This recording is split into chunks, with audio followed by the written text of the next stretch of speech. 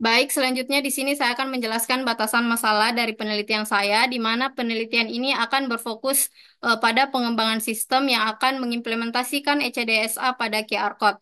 Jadi, penelitian ini hanya akan berfokus pada bagaimana proses generasi kunci privat dan kunci publik, bagaimana menandatangani data transaksi dengan kunci privat, bagaimana menghasilkan QR Code, dan bagaimana QR Code itu dapat diverifikasi oleh sistem.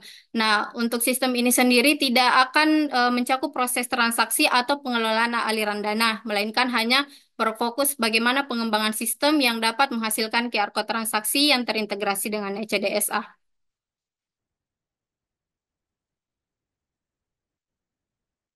Selanjutnya, tujuan penelitian. Tujuan penelitian di sini ada empat. Yang pertama yaitu untuk mengetahui bagaimana keunggulan algoritma ECDSA dibandingkan algoritma serupa saat diimplementasikan pada QR code transaksi. Kemudian yang kedua untuk mengetahui bagaimana membangun sistem yang dapat mengimplementasikan algoritma ECDSA pada QR code transaksi. Yang ketiga yaitu untuk mengetahui bagaimana performa sistem dalam menghasilkan QR code transaksi yang terintegrasi dengan algoritma ECDSA. Tujuan penelitian yang terakhir yaitu untuk mengetahui bagaimana sistem dapat memverifikasi keaslian QR Code untuk meningkatkan keamanan transaksi digital. Adapun manfaat penelitian terdiri dari manfaat teoritis dan manfaat praktis. Nah, manfaat teoritis di sini peneliti berharap bahwa penelitian ini dapat memberikan kontribusi yang signifikan terhadap pengembangan teori maupun konsep dalam keamanan transaksi digital, terutama dalam konteks transaksi berbasis QR Code. Kemudian untuk manfaat praktis, yang pertama itu penelitian ini diharapkan meningkatkan keamanan transaksi digital melalui QR Code yang terintegrasi dengan ECDSA untuk mengurangi resiko pemalsuan. Kemudian manfaat selanjutnya yaitu bagaimana menghasilkan QR Code yang dapat diverifikasi keasliannya menggunakan tanda tangan digital ECDSA. Selanjutnya, bagaimana mengurangi resiko pemalsuan QR Code dalam transaksi tanpa menambah kompleksitas bagi pengguna. Dan yang terakhir, manfaat praktis yang terakhir yaitu memberikan landasan bagi pengembangan sistem verifikasi transaksi yang lebih aman di masa mendatang. Masuk pada bab kedua yaitu kajian teori. Di sini ada beberapa poin yaitu yang pertama kajian teori, yang kedua penelitian relevan, dan yang terakhir yaitu kerangka berpikir. Dalam kajian teori, saya menjelaskan beberapa poin, di antaranya yaitu transaksi digital, QR Code, elliptic curve digital signature atau ECDSA. Kemudian saya juga menjelaskan terkait algoritma RSA atau Reed-Solomon algorithm, di mana algoritma ini akan menjadi algoritma pembanding dari ECDSA untuk mengetahui bagaimana efektivitas dari penerapan ECDSA pada QR Code. Yang terakhir yaitu saya menjelaskan terkait dengan bahasa pemrograman Python, di mana bahasa pemrograman ini akan digunakan untuk pengembangan sistem. Selanjutnya penelitian yang relevan, yang pertama yaitu penelitian oleh em, Ro- Rohan Su pada tahun 2022 dengan judul Optimize Secure Payment Solution Using QR Code Scanning Based on Operation Payment Dual Device. Nah, penelitian ini sendiri yaitu mengembangkan solusi pembayaran yang dioptimalkan untuk pemindaian QR code dengan perangkat ganda. Nah, penelitian ini menerapkan metode perangkat ganda yang terdiri dari perangkat operasi dan perangkat pembayaran. Nah, studi ini juga menggunakan enkripsi SSL serta menggabungkan beberapa metode autentikasi. Nah, tapi dalam penelitian ini itu terdapat kelemahan di mana terdapat ketergantungan dari perangkat ganda yang digunakan. Perangkat ganda ini berjalan secara independen tapi saling berkolaborasi untuk melakukan transaksi. Nah, saat salah satu dari perangkat terdapat masalah, maka transaksi akan bermasalah. Ini akan memberikan efek kepada eh, pengalaman pengguna dalam melakukan transaksi. Selanjutnya yaitu penelitian yang dilakukan oleh Van dan kawan-kawan pada tahun 2013 dengan judul Optical Identity Authentication Scam Based on Elliptic Curve Digital Signature Algorithm and Face Retrieval Algorithm. Nah, dalam penelitian ini itu peneliti mencoba mengeksplorasi bagaimana algoritma ECDSA itu digunakan dalam skema autentikasi identitas optik. Nah, dari hasil yang diperoleh dari penelitian, bahwa penerapan ECDSA dalam skema autentikasi identitas optik itu memberikan tingkat keamanan yang tinggi dan menjadi alternatif solusi yang efektif. Nah, berdasarkan penelitian yang relevan dari kelemahan penelitian yang dilakukan oleh SUD 2022, kemudian melihat bagaimana hasil dari penelitian oleh Van et al. Yang menunjukkan bahwa ECDSA memiliki tingkat keamanan yang tinggi, maka peneliti mencoba untuk mengatasi masalah pada penelitian pertama dengan menerapkan algoritma ECDSA pada QR code. Selanjutnya, kerangka berpikir. Pada kerangka berpikir ini dijelaskan bagaimana di kondisi awal itu, di mana QR code saat ini sudah marak digunakan dalam transaksi digital, namun muncul berbagai macam modus penipuan, salah satunya yaitu pemalsuan QR code. Nah, kemudian peneliti melakukan tindakan dengan mengimplementasikan ECDSA pada QR code dan menguji bagaimana efektivitas implementasi tersebut. Kondisi yang diharapkan sendiri itu diharapkan bahwa modus penipuan dengan pemalsuan QR code itu dapat diatasi dan terdapat peningkatan keamanan transaksi digital ke depannya. Masuk pada metodologi penelitian, yang pertama di sini akan dijelaskan terkait jenis penelitian, kemudian ada waktu dan tempat penelitian, model pengembangan, prosedur pengembangan, serta desain pengujian produk.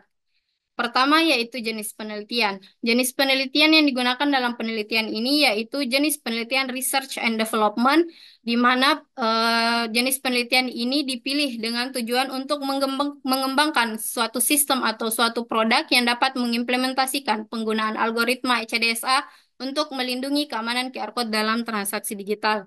Nah, waktu dan tempat penelitiannya sendiri itu akan dilaksanakan dalam jangka waktu kurang lebih 3 bulan, di mana kegiatan penelitian akan dilaksanakan di Lab Network and Security, jurusan Teknik Informatika dan Komputer, Fakultas Teknik, Universitas Negeri Makassar. Untuk model pengembangan sendiri, peneliti memilih untuk menggunakan model pengembangan 3D yang merupakan modifikasi dari model pengembangan 4D. Jadi dalam model pengembangan 4D itu terdapat 4 tahap. Yang pertama itu define, design, and develop and disseminate atau penyebaran.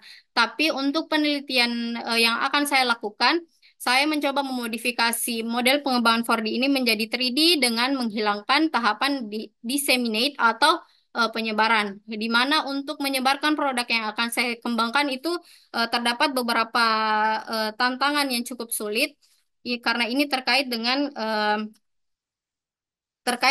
regulasi keuangan yang ketat. Karena penelitian ini berkaitan dengan transaksi digital. Selanjutnya untuk prosedur pengembangan, di mana tahapan pengembangan produk dalam penelitian ini mengacu pada model pengembangan yang dipilih, yaitu model pengembangan 4D yang dimodifikasi menjadi 3D. Jadi dalam pengembangan ini akan ada 3 tahap. Yang pertama itu definition, kemudian yang kedua ada design, dan yang terakhir ada develop, yang masing-masing tahapan terdapat tahapan-tahapan kecil lagi di dalamnya.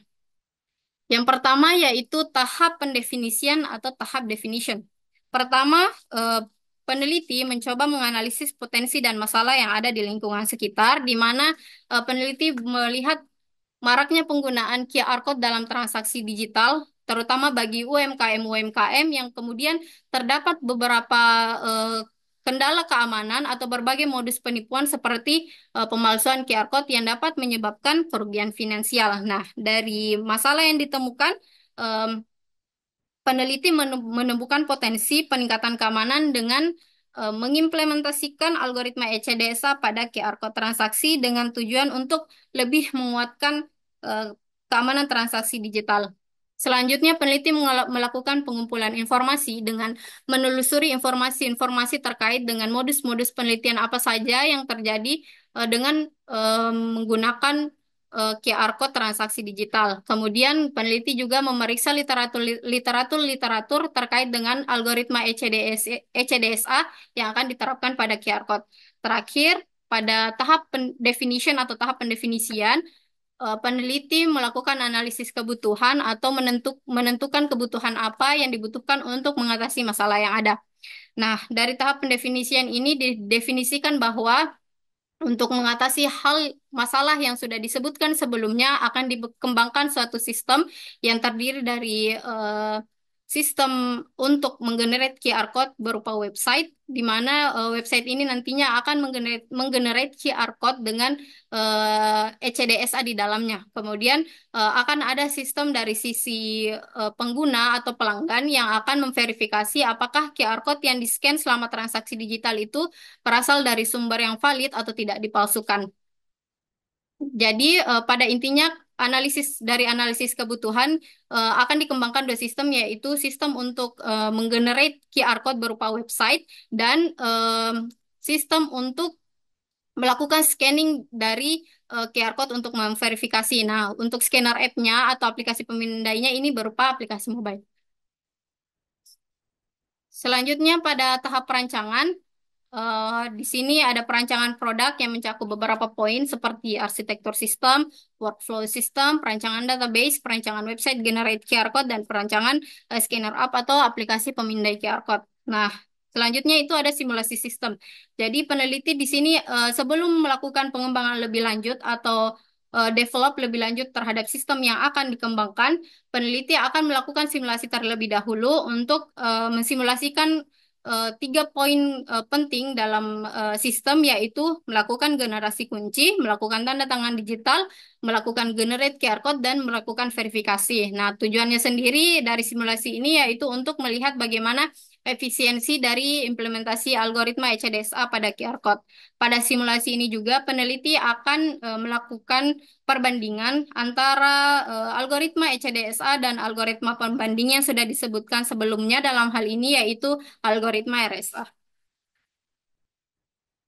Nah, di sini terdapat arsitektur sistem dari sistem yang akan dikembangkan, di mana di sini ada user, yaitu merchant atau pelaku UMKM, dan ada konsumen. Kemudian untuk dari sisi merchant sendiri itu akan ada website generate QR code, yang di sini websitenya nanti akan terhubung dengan database untuk menyimpan dan mengambil informasi terkait dengan inputan-inputan yang dilakukan oleh user, dalam hal ini merchant atau UMKM. Nah, dari informasi yang sudah dimasukkan oleh user, kemudian akan digenerate QR code yang terintegrasi dengan ECDSA, yang kemudian nantinya akan dilakukan scanning oleh konsumen menggunakan aplikasi scanner yang dikembangkan. Nah, untuk workflow sistemnya sendiri, yaitu pertama, user dalam hal ini merchant atau pelaku UMKM akan melakukan registrasi pada website yang dikembangkan. Kemudian dari informasi registrasinya atau ID dari merchant sendiri akan digeneratkan pasangan kunci yang berupa kunci public dan kunci private.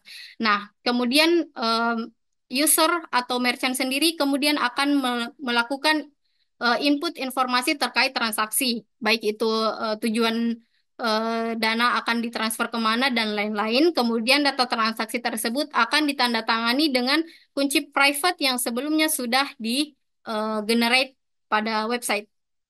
Nah, setelah data ditandatangani, kemudian data tersebut akan digenerate menjadi eh, sebuah QR code yang sudah terintegrasi dengan ECDSA, di mana QR code ini akan dilakukan scanning oleh konsumen menggunakan aplikasi scanner dan diverifikasi apakah QR code tersebut berasal dari sumber yang valid atau tidak. Nah, untuk perancangan database sendiri, di sini user menggunakan database management system, yaitu MySQL, untuk mengelola dan mengakses data yang telah diinputkan oleh user atau merchant merchant sebelumnya, baik itu informasi terkait ID merchant, kunci private, kunci public, maupun data terkait transaksi, semuanya akan dikelola dalam database. Nah, dalam perancangan website, dalam implementasi ECDSA pada QR Code ini, website generate QR Code-nya itu bisa kita sebut dengan merchant system atau website yang usernya yaitu UMKM atau merchant. Nah, di website ini akan ada dua bagian penting yang dilakukan, yaitu yang pertama generasi pasangan kunci dan generasi QR Code. Setelah user melakukan registrasi tadi, kemudian akan digeneratkan pasangan kunci. Nah, pasangan kunci ini terdiri dari kunci private dan kunci public. Untuk langkah-langkahnya sendiri dapat dilihat pada flowchart di mana tahapan pertama yaitu kita memilih jenis kurvanya terlebih dahulu atau memilih jenis kurva yang akan digunakan dan kemudian menentukan titik generator atau G yang disimbolkan dengan G dan yang terakhir yaitu menentukan titik orde dari kurvanya yang disimbolkan dengan N. Setelah menentukan titik dasar atau generator dan titik orde dari kurva, selanjutnya kita memilih bilangan bulat. Nah, bilangan bulat acak ini itu dipilih untuk melakukan generate kunci privat.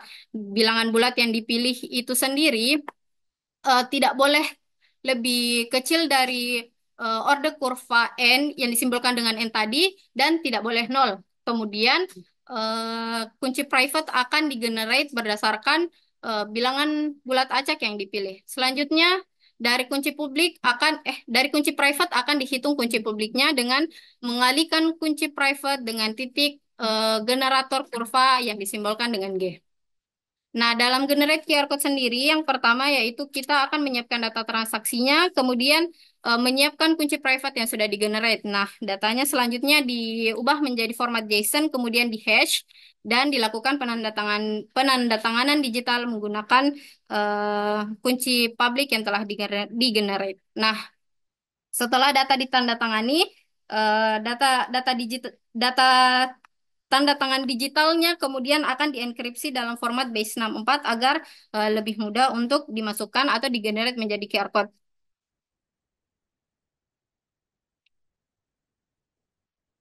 Baik, selanjutnya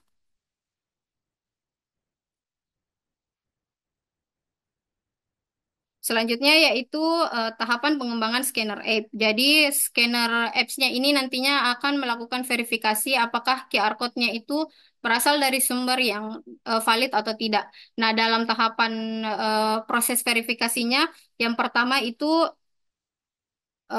aplikasi akan membaca atau mengekstrak data dari QR code, kemudian eh, data tanda tangan digital dan data transaksinya akan dipisahkan, kemudian didecode dan dihitung nilai hashnya. Kemudian akan dicocokkan apakah kunci publik dari database sesuai dengan kunci private yang digunakan dalam tanda tangan digital. Selanjutnya pada tahap pengembangan, di sini ada tahap pengkodean sistem, kemudian ada tahap pengujian produk, tahap revisi produk, dan finalisasi produk. Nah, pada pengujian produk terdapat beberapa desain pengujian, di mana yang pertama yang akan diuji yaitu dari aspek fungsionalitas. Nah, pengujian fungsionalitas ini akan dilakukan pada website Generate QR Code dan juga aplikasi pemindai QR Code atau scanner app. Untuk tekniknya sendiri digunakan teknik black box testing dengan instrumen pengujian seperti yang terlihat pada tabel. Nah, adapun keterangan tabelnya untuk yang pertama itu ada urutan pengujian, kemudian ada fitur-fitur yang diuji dari sistem, hasil yang diharapkan, dan hasil pengujian. Kemudian nanti hasil pengujian akan dibandingkan dengan hasil yang diharapkan, apakah pengujiannya sesuai atau tidak. Nah, kemudian pengolahan data dari instrumen akan dihitung menggunakan matriks feature completeness seperti pada persamaan berikut di mana X sama dengan I per P di mana jumlah fitur yang di mana I merupakan jumlah fitur yang berhasil diimplementasikan dan P sama dengan jumlah fitur yang direncanakan. Kemudian desain pengujian selanjutnya dalam aspek performa sistem. Dalam aspek performa sistem, penguji menggunakan tools Apache JMeter untuk menguji bagaimana perilaku fungsional dan kinerja sistem. Untuk tabel pengujian dapat dilihat pada slide, di mana untuk keterangan tabelnya yang pertama itu akan ada parameter yang diuji pada performa sistem yang mencakup average, deviation, throughput, dan error. Kemudian yang kedua itu nilai perolehan masing-masing parameter jika pengujian dijalankan dengan 20 sampel user virtual. Kemudian yang ketiga perolehan nilai parameter jika pengujiannya dijalankan dengan 50 sampel user virtual, dan yang keempat yaitu nilai perolehan parameter jika pengujian dilakukan dengan 80 sampel user virtual. Yang terakhir dari aspek keamanan. Nah, untuk pengujian aspek keamanan sendiri dari sisi website Generate QR Code dilakukan dengan menggunakan tools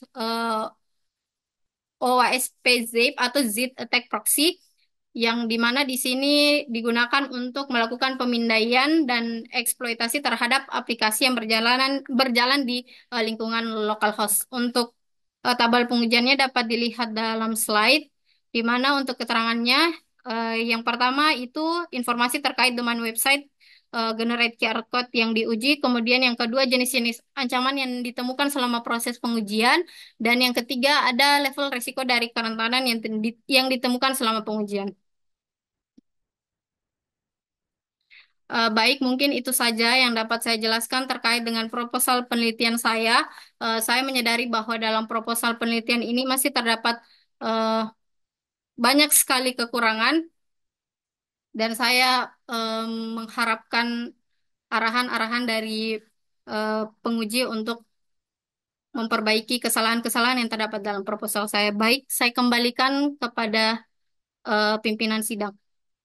Baik, boleh di close dulu share screen-nya. 8 5 UIN, sedangkan 5 volt dan PCC dan ground pada pria ini dihubungkan pada. Baik, makasih banyak. Presentasinya saya suka, bagus.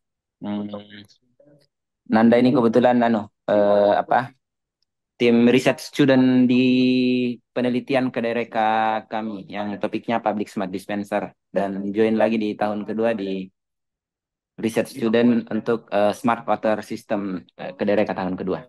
Baik. Oke, sesi pertama ini kita akan buka untuk mahasiswa yang mungkin akan memberikan pertanyaan, yang mungkin akan bertanya. Kesempatan pertama saya berikan kepada ini, Fardan kok agak gemuk ya sekarang? Atau Fardan yang lain ya ini? Oh, Fardan yang sama, Ji. Baik, ada Fardan, ada Buha. Silakan teman-teman yang lain kalau masih ada, boleh. 3 orang, ya. Kesempatan pertama saya berikan kepada Muhammad Fardan. Waktu dan kesempatan, saya persilakan. Dr. Patrick, apa saya benar? Iya, terdengar. Ya, baik. Jadi sebelumnya terima kasih banyak. Terima kasih juga kepada Putri Nandasari sudah menjelaskan terkait dari proposal yang sudah dipaparkan tadi. Jadi mungkin pertanyaan saya mungkin mengenai dari gap dan novelty yang telah dikerjakan oleh Putri Nandasari. Seperti yang kita ketahui pada saat ini itu uh, berbagai cara penelitian. Mungkin Putri Nandasari bisa memberikan saya motivasi bagaimana cara mencari gap penelitian sehingga menghasilkan novelty yang menurut saya sangat bagus seperti yang sudah dipaparkan tadi sama oleh Putri Nandasari. Mungkin cukup itu saja. Terima kasih. Saya kembalikan. Baik, makasih Muhammad Fardan. Asik pertanyaannya. Ini nendang nih pertanyaannya nih. Bisa untuk nutrisi buat teman-temannya. Kesempatan kedua saya berikan kepada kandidat master Bukhari Naufal. Waktu dan kesempatan saya persilakan. Baik, terima kasih atas kesempatan yang diberikan. Baik, mungkin saya akan bertanya terkait penggunaan algoritma yang digunakan. Jadi, coba beri saya alasan apa alasan yang spesifik kenapa Anda menggunakan ECDSA. Nah, sedangkan seperti yang saya ketahui atau baca sebelumnya itu ada hampir yang serupa yang namanya itu EDDSA. Nah, ini di mana itu EDDSA itu dia itu tidak seperti ECDSA yang di mana dia itu untuk titik kurvanya itu dia basisnya generator. Sedangkan kalau EDDSA itu dia itu basisnya dia itu hitung setiap node kurvanya. Dan saya tidak tahu kenapa Anda pakai ECDSA itu, apakah mungkin faktor keamanan hash-nya atau penggunaan memorinya, atau saya tidak tahu, tapi coba berikan saya secara spesifik kenapa harus ECDSA, kenapa bukan EDDSA. Terima kasih. Weh, keras pertanyaannya nih. Kayak pertanyaan mahasiswa S3. Mantap, Buha. Berikutnya, Miftahul Azhar. Silakan. Baik, terima kasih atas kesempatannya. Di sini saya akan menanyakan tentang di bagian keamanan. Kenapa Anda menggunakan WhatsApp Zap dibanding yang lainnya? Apa keunggulan dari ini? Baik, itu saja dari saya. Assalamualaikum warahmatullahi Baik, wabarakatuh. terima kasih pertanyaannya. Tidak apa-apa, lima Nanda. Semuanya kita kasih kesempatan. Baik, silahkan Firda menikah. Baik, terima kasih atas kesempatannya. Pertanyaan saya kurang lebih mirip dengan Kak Buhari Naufal tadi. Mengapa Anda memilih ECDSA? Apakah ada keunggulan dibanding algoritma yang lainnya? Mantap, bagus. Yang terakhir, Miftahul Jannah. Silakan.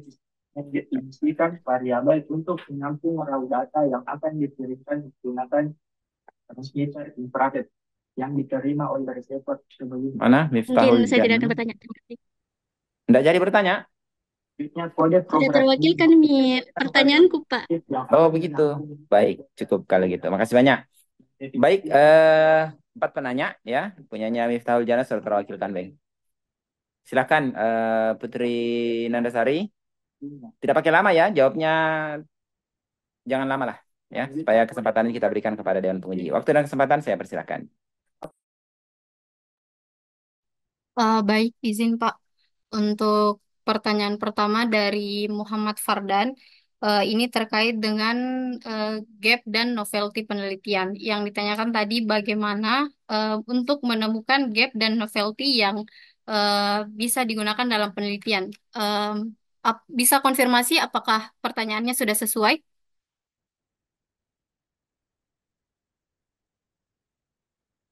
Saudara Muhammad Fardan? Oke, baik. Em, dari saya sendiri untuk gap dan novelty penelitian sudah saya bahas terkait di dalam presentasi sebelumnya, di mana dalam menemukan gap dan novelty penelitian yang pertama setelah menemukan potensi dan masalah yang ada di lingkungan sekitar. Selanjutnya dalam proses mencari informasi. Nah, untuk menemukan gap penelitian dan novelty yang sesuai, saya mencari judul-judul penelitian yang serupa, yang mirip, melihat apakah dalam penerapan QR code, apakah dalam pengamanan QR code itu sebenarnya sudah diteliti atau belum. Ternyata sudah. Ada beberapa penelitian yang menjelaskan bagaimana mengamankan QR code dengan berbagai macam teknik. Nah, kemudian saya mencari eh, kelemahan-kelemahan dari penelitian yang ada dan mencoba mencari kira-kira dari eh, penelitian yang saya usulkan dengan menerapkan ECDSA, apa hal baru yang bisa diambil dan apa hal yang kira-kira bisa diatasi dari masalah yang ada dan belum teratasi sebelumnya seperti itu. Saya kembalikan kepada Saudara Muhammad Fardan. Baik, jadi sepertinya penjelasan dari Saudari Putri Nandasari itu sudah sangat terjawab dah, sudah sangat terjawab. Jadi mungkin saya kembalikan saja. Terima kasih.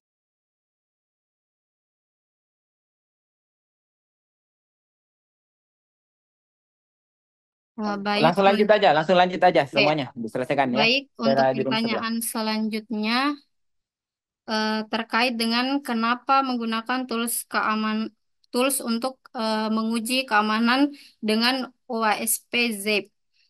Jadi alasan saya memilih tools ini yaitu terkait dengan fungsinya, di mana tools ini itu nantinya akan memberikan jenis-jenis ancaman apa saja serta bagaimana risiko dari jenis-jenis ancaman tersebut. Nah, saya membutuhkan jenis-jenis ancaman itu untuk melakukan evaluasi terhadap sistem yang saya kembangkan. Seperti itu. Saya kembalikan kepada saudara. Oke, tapi apakah eh, seperti seperti parameter yang lain untuk kecepatan akses eh, memori sama respon time generator QR-nya itu apakah memang tidak diperhitungkan memang atau memang cuma hanya fokus pada bagian keamanannya saja, bukan pada eh, efisiensi dari kerja generator QR-nya itu. Bagaimana? Baik, izin merespon, Kak. Eh, untuk terkait mungkin yang dibahas dari Kak Buhari Noval itu terkait dengan performa sistem.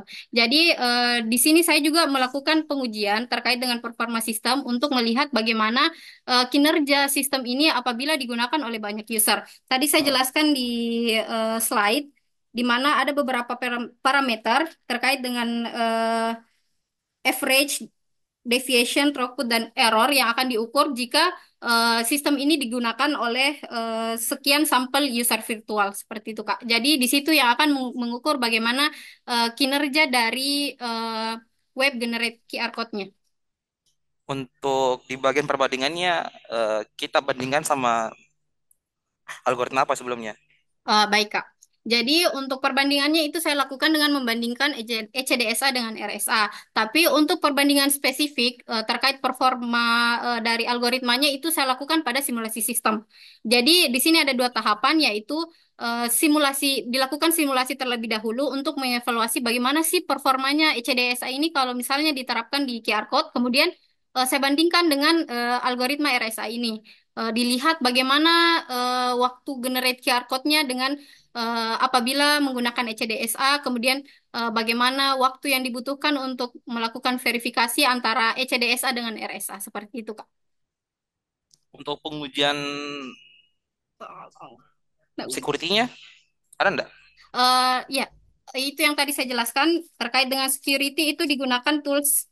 eh, Sudah yakin bilang lebih bagus security-nya HDSA ketimbang EDDSA? nah, terkait dengan ECDSA versus EDDSA.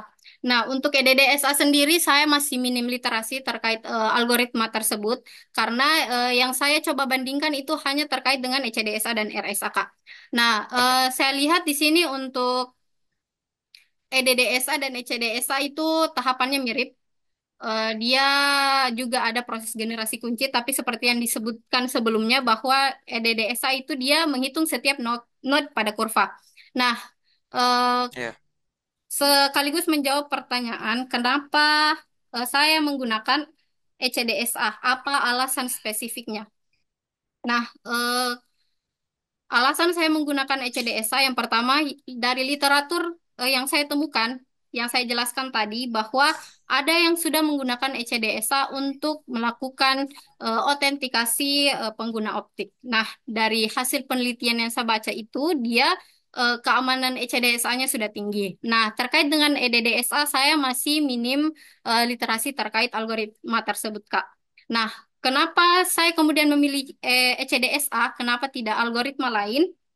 Hmm. Karena sebenarnya ada beberapa algoritma yang bisa diterapkan pada QR code, salah satunya yaitu RSA. Tapi setelah membaca literatur, ECDSA itu punya ukuran kunci yang lebih kecil daripada RSA, di mana nantinya untuk dimasukkan ke QR code sendiri itu tidak akan memakan banyak ruang dari QR code-nya sendiri karena dia memiliki ukuran kunci yang lebih kecil daripada RSA, tapi keamanannya cukup tinggi, Kak. Bukan cukup tinggi, tapi keamanannya memang tinggi, Kak.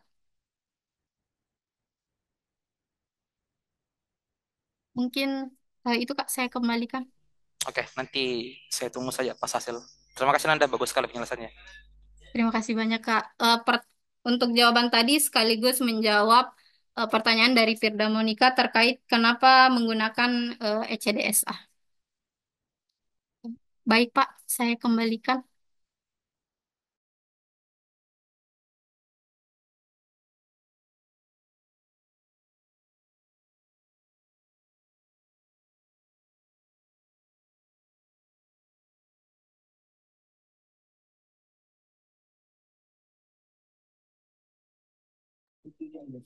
Boleh lanjut Nanda yang berikutnya. Selesaikan langsung 3 orang lagi Kak Ines. 2 orang lagi. Izin, Pak, kalau dari saya semua jawabannya sudah dijawab.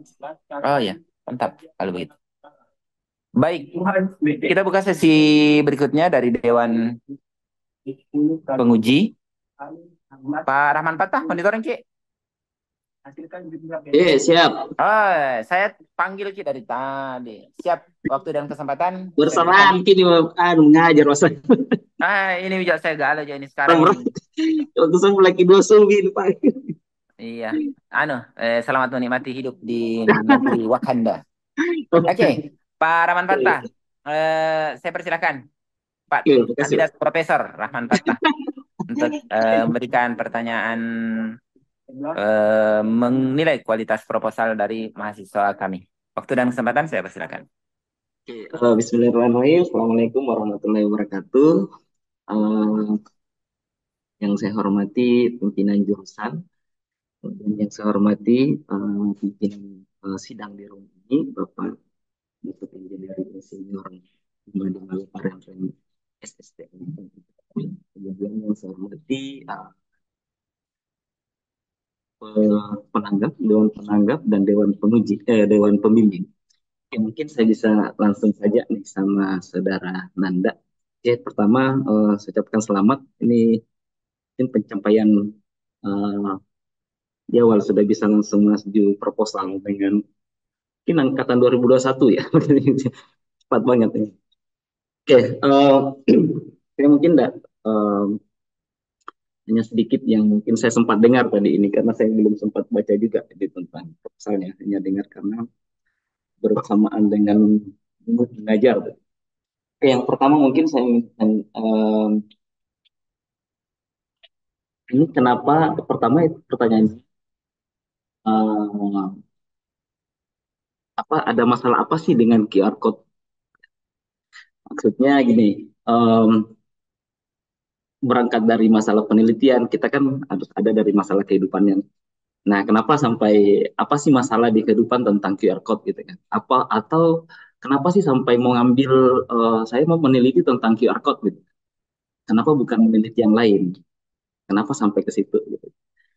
Mungkin ada perjalanan mata kuliahnya kah atau perjalanan risetnya kah sampai oh di sini ada masalah ternyata ini bisa diangkat jadi penelitian. Nah, itu mungkin yang pertama. Mungkin bisa langsung dijawab aja. Baik, Bapak izin menjawab. Jadi, alasan awal saya mengangkat penelitian penelitian ini berasal atau berawal dari penelitian Kedereka yang saya lakukan yang saya ikuti bersama Bapak pembimbing saya, Bapak Jumadi, di mana saya tertarik untuk meneliti bagaimana keamanan transaksi digital, terutama menggunakan QR Code. Nah, saya mencoba mencari literatur terkait bagaimana sih keamanan QR code sebenarnya. Nah, dari proses pengumpulan informasi yang saya lakukan, saya menemukan bahwa QR code itu eh, cukup mudah untuk dimanipulasi, Pak. Di mana mungkin dari teman-teman sekalian, mungkin ada yang pernah menemukan atau mendengar bahwa di mungkin QR code di tempat-tempat ibadah yang kemudian diganti atau ditempel QR code-nya menjadi QR code palsu sehingga dananya itu masuk kepada pihak-pihak yang tidak berwenang. Nah, berangkat dari situ saya tertarik untuk meneliti dan mencoba mengatasi bagaimana sih supaya pengguna ini tuh tidak mentransfer atau melakukan transfer dana pada pihak-pihak yang tidak berwenang, yang melakukan penggantian QR code tadi dengan menempel ataupun yang lainnya. Nah, dari situ saya menemukan algoritma ECDSA di mana algoritma ini nantinya akan digunakan untuk memverifikasi bahwa QR code ini tuh berasal dari sumber yang valid. Dia tidak dipalsukan dan tidak diganti sehingga pengguna atau konsumen itu bisa melanjutkan transaksi tanpa mengakibatkan kerugian finansial karena dananya ditransfer pada sumber yang tidak valid. Seperti itu, Bapak. Kalau cara kerja QR code tahu nggak? Cara kerja QR code itu di Cara belakangnya itu seperti apa? izin, Pak. Jadi cara kerja QR code yang terintegrasi dengan ECDSA-nya, Pak. Nggak secara umum, maksudnya sebelum masuk ECSD-nya kan. Nah, cara kerja di belakangnya itu seperti apa sih? Kamu tahu nggak? Itu maksudnya. Oh, Anda tahu nggak itu? Kan katanya kan ini QR code itu bisa diganti gitu kan. Nah, terus transfernya itu akan dimanipulasi. Nah, harusnya kan tahu tuh cara kerja di belakang QR code itu seperti apa gitu kan. Kemana sih larinya itu pada waktu kita scan umpamanya kan. Makanya sampai dibuatkan, nambahkan di ECDSA gitu kan. Nah, maksud saya eh, m- mungkin Nanda bisa jelaskan sedikit, oh cara kerja QR code itu seperti apa sih di belakangnya gitu. Oh ternyata di code belakangnya itu ada kelemahan sampai bisa harusnya ditambahkan ini gitu.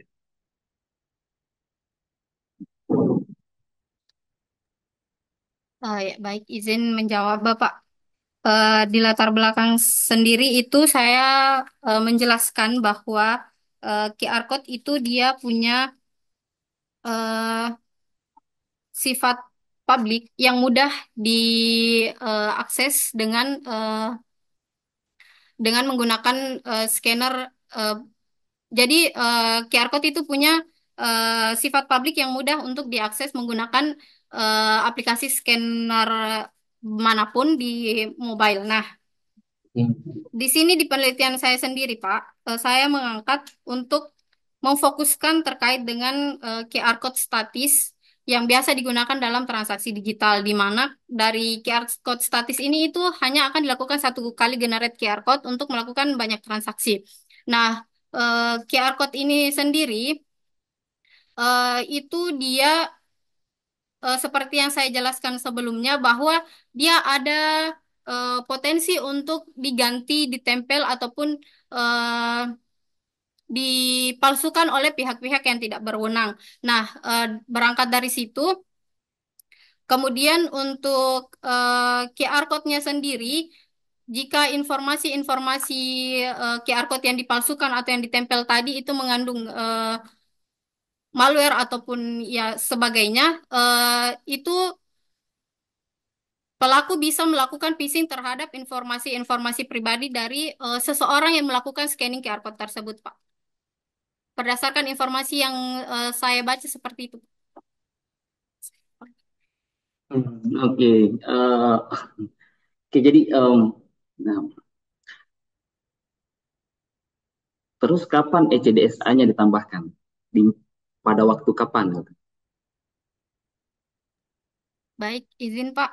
Jadi ECDSA-nya sendiri itu ditambahkan setelah eh, user atau merchant atau pelaku UMKM menginputkan informasi transaksi berupa tujuan dana dan lain-lain di website. Nah, dari data transaksinya kemudian itu dilakukan penandatanganan digital menggunakan kunci private yang sebelumnya sudah di-generate. Jadi dari tahap pertama yaitu registrasi, kemudian digeneratkan pasangan kunci, kunci private dan kunci public berdasarkan ID merchant masing-masing. Kemudian user menginputkan informasi data transaksinya. Dari data transaksi, kemudian dilakukan penandatanganan digital menggunakan ECDSA dari kunci private yang sebelumnya sudah digenerate. Nah, setelah data transaksinya itu ditandatangani, nah kemudian akan digenerate menjadi QR code seperti itu, Pak. Jadi hasil akhirnya ini bentuk QR code juga gitu. Iya, Bapak. Ah, saya masih bingung nih. Kan masalah utamanya, maksudnya ketika ada orang yang mau tempel ganti QR code-nya gitu kan. Iya kan? Nah kalau gimana caranya kalau orang sudah ganti terus memverifikasi bahwa itu kesalahan bukan QR code-nya gitu kan. Kan saya scan nih pakai aplikasi umpamanya Kiris kan, pakai Kiris gitu kan. Iya, bisa kan? Baik, Bapak. Untuk sistem yang saya kembangkan itu dia tidak hanya untuk generate QR code-nya, Pak, tapi ada untuk Hmm. verifikasinya. Nah, karena untuk sistem scan QR code yang sekarang marak digunakan itu saat QR code-nya di-scan mungkin dia tidak akan membaca ini ada tanda tangan digitalnya atau tidak. Makanya saya mengembangkan aplikasi scannernya juga untuk membaca apakah ini QR code-nya memang berasal dari sumber yang valid yang memiliki kesesuaian antara kunci public dan kunci private yang sudah digenerate atau tidak seperti itu Pak. Jadi di sini ada juga sistem untuk verifikasinya Pak.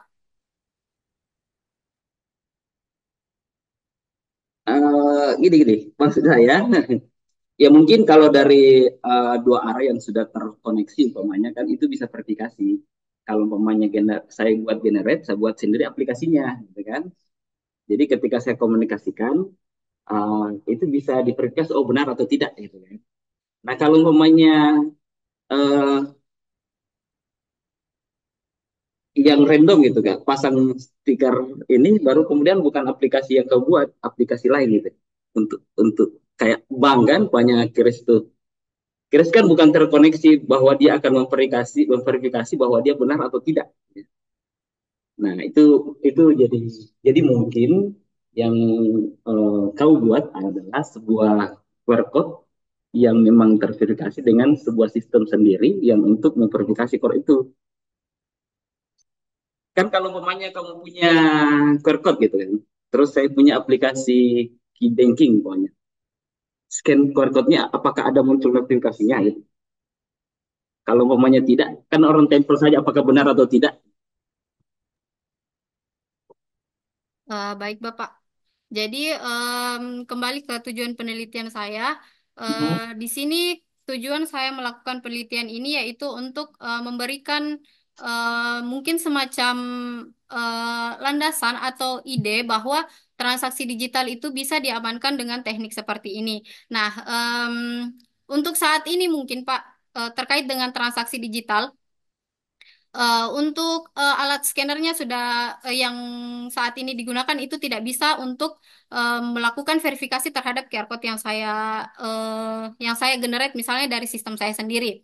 Nah, harapan saya dari penelitian ini sebenarnya Pak bahwa penelitian ini bisa diimplementasikan untuk diterapkan pada eh, merchant-merchant atau sistem pembayaran transaksi digitalnya. Di mana saya berharap nantinya untuk semua sistem pembayaran itu memiliki fitur atau kemampuan untuk melakukan verifikasi ini. Nah, saya hanya menawarkan tahapan-tahapan atau cara-cara bagaimana untuk menciptakan QR code dengan ECDSA, kemudian bagaimana untuk melakukan verifikasinya. Nah, untuk verifikasinya sendiri, itu apabila dia QR code yang tidak punya tanda tangan, dia akan muncul notifikasi bahwa QR code ini itu tidak berasal dari sumber yang valid. Seperti itu, Pak. Jadi, nanti user atau pelanggan nanti tidak akan melakukan transfer dana ke QR code tersebut karena dia tidak valid atau tidak dapat diverifikasi. Oh, oke, selanjutnya. Nah, di sini ada di, di rumusan masalahnya nih.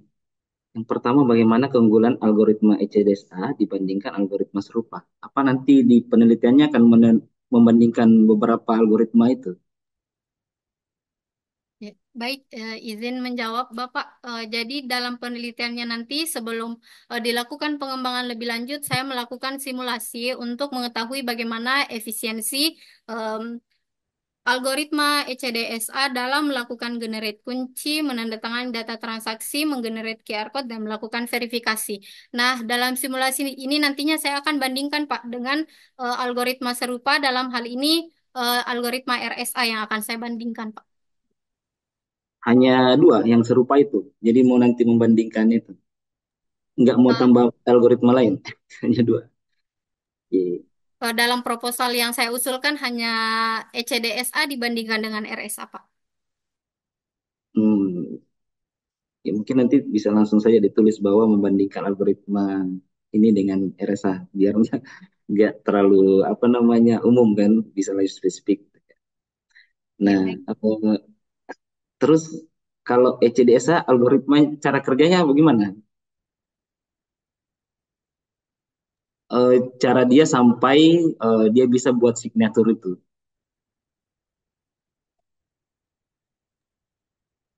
Baik, izin Pak. Jadi dalam ECDSA itu ada 3 tahap, yaitu tahap generasi kunci, kemudian ada tahap penandatanganan dan ada tahap verifikasi. Nah, untuk generasi kuncinya itu melibatkan beberapa tahap lagi. Nah, dalam tahapnya itu kita akan memilih jenis kurva yang akan digunakan terlebih dahulu. Jenis kurvanya sendiri itu sudah ada yang sesuai dengan standar internasional yang ada ukuran kuncinya 256 bit.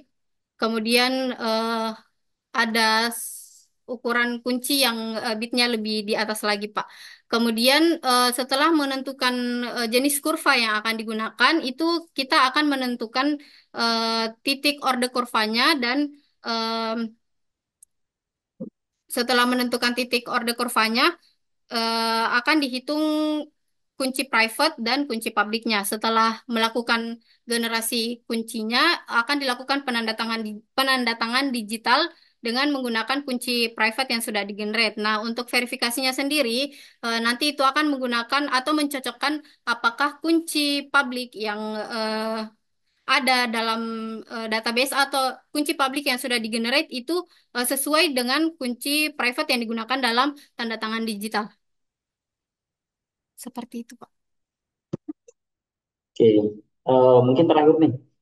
Eh, saya dengar tadi ada tentang security. Di sini apa yang mau di ujian security-nya yang mana? Karena kalau didengar sekilas, nah ini yang mau dibuatkan keamanan nih. Terus yang mau diuji adalah keamanan gitu. Yang mana nih yang mau diuji? Karena kalau mendengar tadi ada pertanyaan dari siapa tadi itu, ya bagaimana security-nya? Nah ini yang mau dibangun ini adalah sebuah security, yang mau diamankan juga adalah sebuah security. Nah mungkin bisa pisahkan yang mana sih yang mau diamankan gitu. Baik, Bapak. Jadi dalam sistem yang saya kembangkan itu untuk generate QR code-nya dia berbasis website, Pak. Di mana website ini nanti merchant akan melakukan pendaftaran, kemudian akan menginputkan informasi transaksi, kemudian akan menggenerate QR code dengan ECDSA.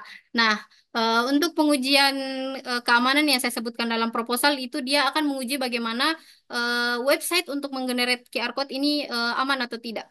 Karena website generate QR code ini menjadi komponen paling penting dalam sistem yang dikembangkan. Apabila website generate QR code-nya saja tidak aman, maka akan berpotensi bahwa QR code yang dihasilkan dari website tersebut juga tidak aman, Pak. Seperti itu. Jadi mengamankan kan ini dibuat security-nya kan sudah aman nih. Jadi mau amankan security nih, mengamankan. Jadi Nah, mungkin yang saya bisa tangkap maksudmu apa namanya mengamankan sistem pembuatannya ya. Oke, maksudnya mau membuat itu ditakutkan mungkin ada orang lain yang bisa membuat juga itu lewat situ aplikasinya. Oke, mungkin itu saja dari saya. Mudah-mudahan bisa apa namanya ini bagus nih itu punya risetnya. Oke, terima kasih.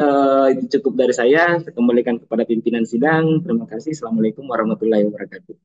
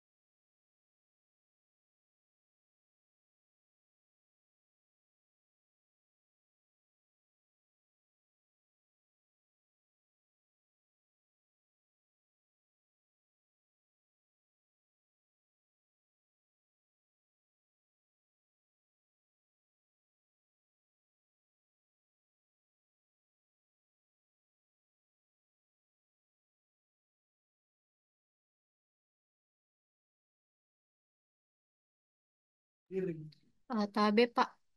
Untuk penguji pertama mungkin sudah selesai, Pak. Oke, mohon maaf saya pas menguji di ruangan sebelah. Silakan, saya persilahkan kepada Bapak Kandidat Dr. Syahid Nur Wahid. Waktu dan kesempatan saya persilahkan. Pak Syahid. Makasih banyak, Pak. Oke, Iya, siap. hadir. Saya sambil menguji Ya. dulu, Bella. Aduh, ini bikin galau aja. Baik. Bismillah. Assalamualaikum warahmatullahi wabarakatuh. Yang terhormat Bapak Ibu pimpinan jurusan, Bapak kemudian pimpinan sidang, gitu ya, Pak Jumadi, Dewan Pembimbing, dan Pak Abdurrahman Patah, yang terhormat juga. Kemudian Nanda ya, akhirnya Nanda sudah seminar proposal ya, salah satu mahasiswa juga yang ikut di Kedireka gitu ya. Kebetulan saya sebagai eh, penguji ya Nanda ya. Saya sebenarnya sudah terwakilkan tadi sama Bu Hak Nanda sebenarnya, jadi kemungkinan hanya saran-saran saja ya yang dimasukkan karena sudah diwakili oleh Bu Hak tadi. Ya, makasih banyak Bu Hak sudah mewakili gitu. Baik Nanda, yang apa saran-saran yang mungkin saya berikan gitu ya di kajian teori itu ini masih masih saran sih sebenarnya Nanda. Nanti nanti kita lihat apakah ini diperlukan ya. Maksud saya transaksi digital itu kan kita bahas tentang keamanannya gitu ya. Mungkin bagus kalau ada teori tentang bagaimana sih keamanan transaksi digital itu. Kira-kira ada enggak teori yang mendukung gitu? Karena di tulisan kajian teorita itu kayaknya saya belum baca nih di bagian mana gitu. Itu mungkin salah satu juga yang mesti ditambahkan gitu ya di kajian teori karena kita akan membahas tentang bagaimana mengamankan nih sistem transaksi digital dan mungkin kita butuhkan tuh kategorinya supaya teorinya kompleks gitu ya, lengkap. Iya, baik, Pak. Kemudian eh, di proposalnya juga ada beberapa itu yang membahas tentang hash apa tuh yang SHA-12556 ya kalau tidak salah ya. Iya. Nah itu mungkin bagus juga ditambahkan teorinya ya Nanda di kajian teori gitu supaya itu menunjang teori kita menunjang dalam penelitian. Iya, Oke, baik. itu dua dulu. Kemudian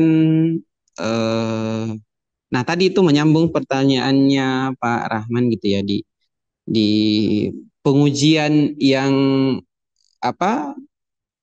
pengujian keamanan gitu yang ada di proposalnya Nanda. Nah, sebenarnya kan di rumusan masalah itu tidak saya tidak melihat kewajiban untuk itu. Jadi ya itu sebenarnya salah satu kelebihan dan keunggulan dari tesisnya skripsinya Nanda ini sebenarnya kalau mau dilakukan. Tapi kalaupun tidak mau dilakukan itu nggak masalah juga sebenarnya Nanda karena di latar belakangnya kan sebenarnya tidak menyinggung itu gitu. Tapi di sisi lain mungkin ya itu dibutuhkan karena ya maraknya serangan kan yang sekarang gitu. Jadi mesti memang dilakukan cuman maksud saya tidak menjadi kewajiban kalau kita bicara di rumusan masalah gitu. Malah sebenarnya Nanda yang saya tidak lihat itu adalah bagaimana nanti Nanda ini bisa menjawab nih di rumusan masalah yang pertama.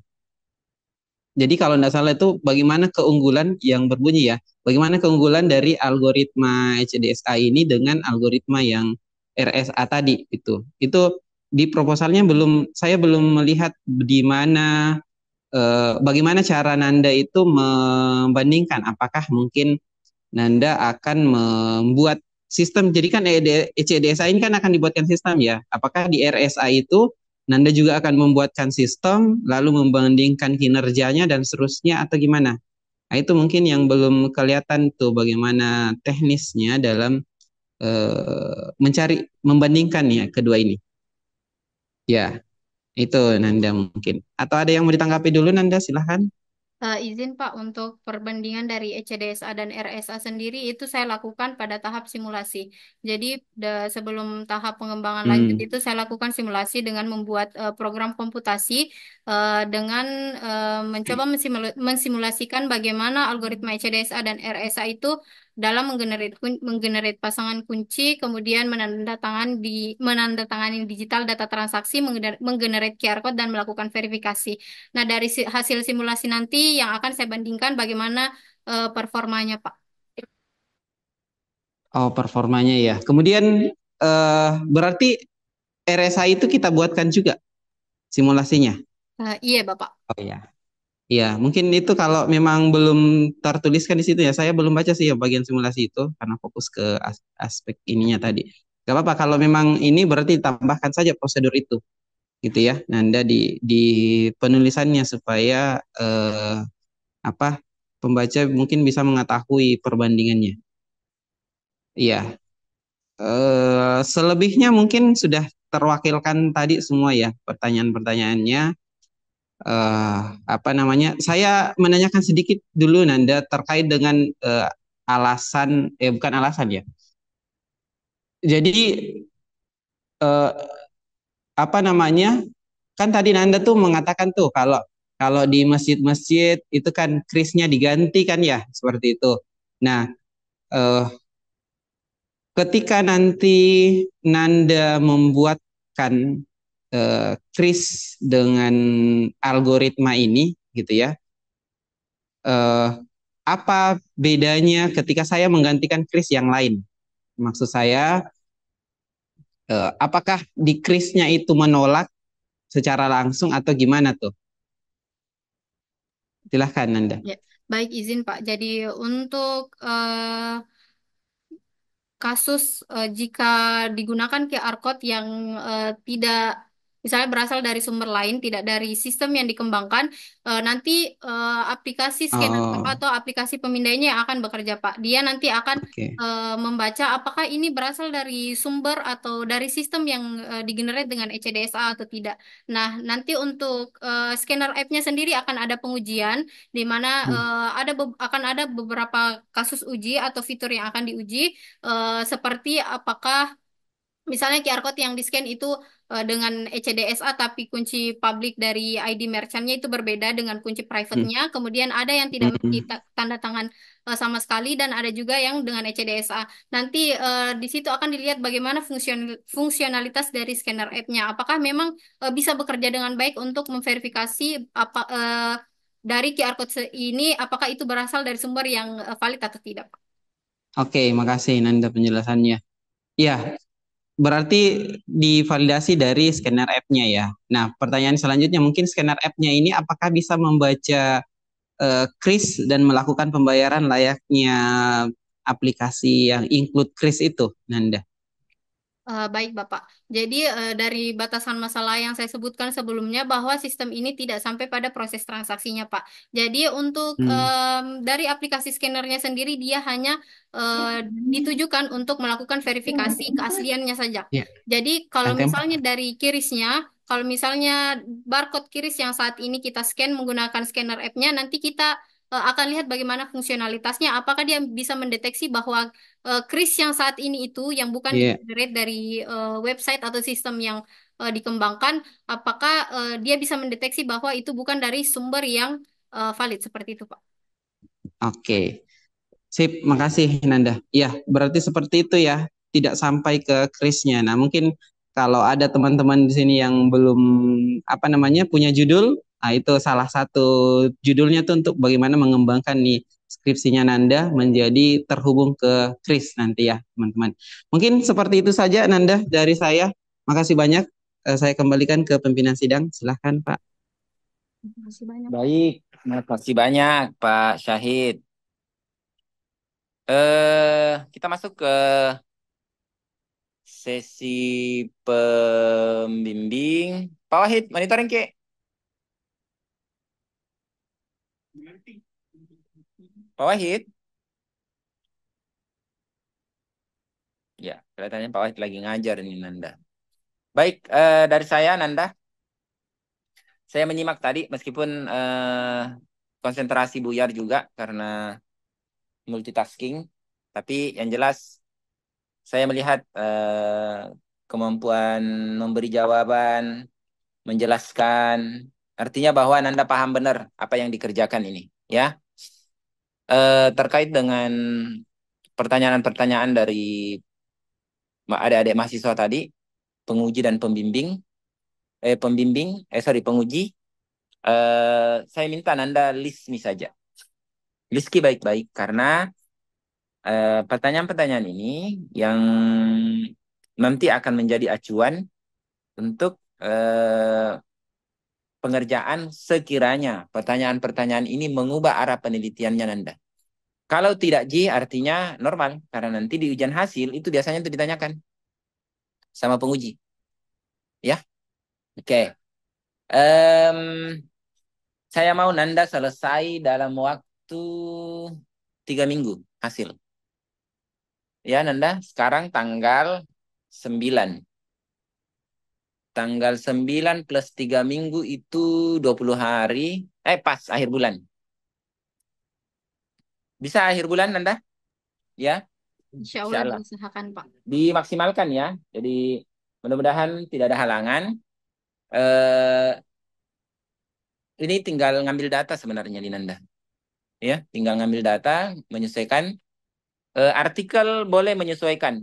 Bahkan kalau menurut Nanda nanti, artikel yang drafting yang sudah ada sekarang, kalau lebih cocok dia di posisi konferen, silahkan running konferen. Kemudian kalau ada hasil yang bisa diolah lagi untuk hasil akhir nanti, untuk posisi jurnal, silahkan. Tapi kalau misalnya hanya satu saja yang mau dirilis untuk jurnal, silahkan. Ya, silahkan. Karena ini akan wacananya akan berkembang. Baik, mungkin itu aja masukan dari saya selaku pembimbing.